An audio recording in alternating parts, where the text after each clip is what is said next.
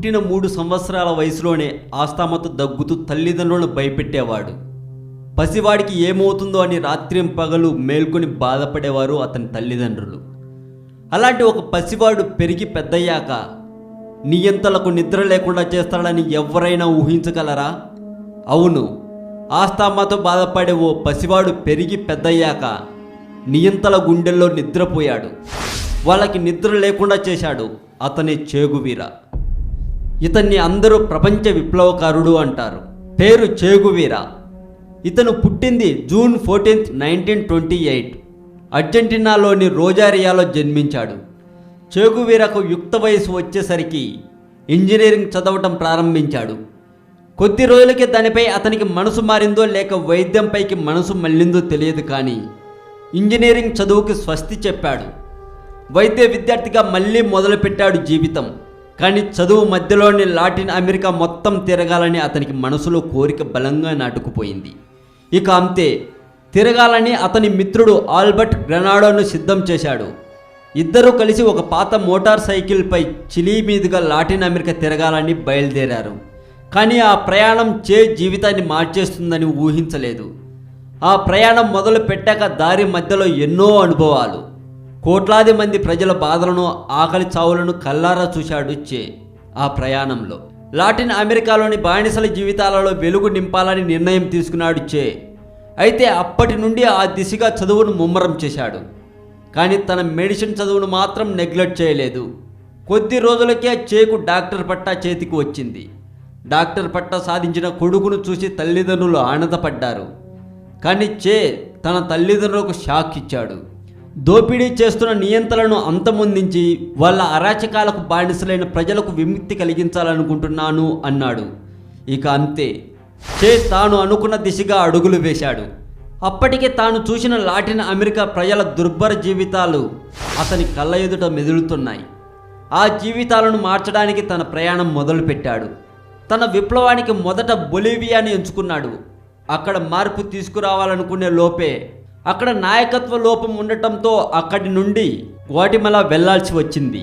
Bolivia నుండి గ్వాటిమలా వెళ్లే మధ్యలోనే పెరు, ఈక్వెడార్, కోస్టారికా, కొలంబియా లాంటి దేశాలను దాటుకుంటూ చేగువీరా తన విప్లవ పయనం కొనసాగించాడు.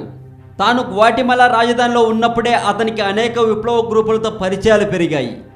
వాటి ద్వారా క్యూబా గురించి, కాస్ట్రో నాయకత్వంలో అక్కడ జరుగుతున్న పోరాటాల గురించి తెలుసుకున్నాడు. అక్కడి సామ్రాజ్యవాదుల కుట్రలను పటాపంచలు చేయాలని చేగువీర మనసులో తలుచుకున్నాడు. ఇక అంతే, అక్కడి నుండి క్యూబా వెళ్ళటానికి సిద్ధమయ్యాడు. తన సోదరులతో కలిసి ప్రయాణం సిద్ధం చేశాడు. తాను విప్లవకారుడిగా జీవితం మొదలుపెట్టాక ఎన్నో పరిచయాలు. ఆ పరిచయాలలోనే ఒక అమ్మాయి పరిచయం. తన పేరు హిల్డా. చేకు సరిపడు జోడి. హిల్డా కూడా విప్లవకారిణి. వీలైనంత తొందరలోనే వారిద్దరి మధ్య ప్రేమ చిగురించింది. పెళ్ళి కూడా జరిగిపోయింది. చూస్తుండగానే కూతురు కూడా జన్మించింది. పెళ్ళి జరిగిపోయినా, పిల్లలు పుట్టినా విప్లవానికి మాత్రం స్వస్తి చెప్పలేదు తన కూతుర్ని హిల్డాను వదిలి మెక్సికో నుంచి కాస్ట్రోతో కలిసి కేవలం 80 మంది దళంతో గ్రాన్మా అనే ఒక ఓడలో క్యూబా నియంత బటిస్టాపై పోరాటానికి బయలుదేరాడు వెళ్లే ముందు తనకు ఇష్టమైన కూతురు హిల్డాకు తనకు ఇష్టమైన కవితలన్నీ వినిపించాడు.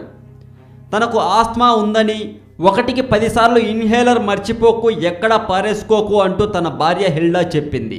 కానీ తన కళ్ళ ఎదుట బానిస బ్రతుకులు మాత్రమే కనిపించేవి. ప్రజలు పడే కష్టాలతో పోలిస్తే తన ప్రాణం పెద్ద లెక్క కాదు అనుకున్నాడేమో. అంత గుచ్చి గుర్తు చేసిన ఇన్హేలర్ మర్చిపోయి వెళ్ళాడు ఇక అక్కడికి వెళ్ళినప్పటి నుండి అంతా యుద్ధమే.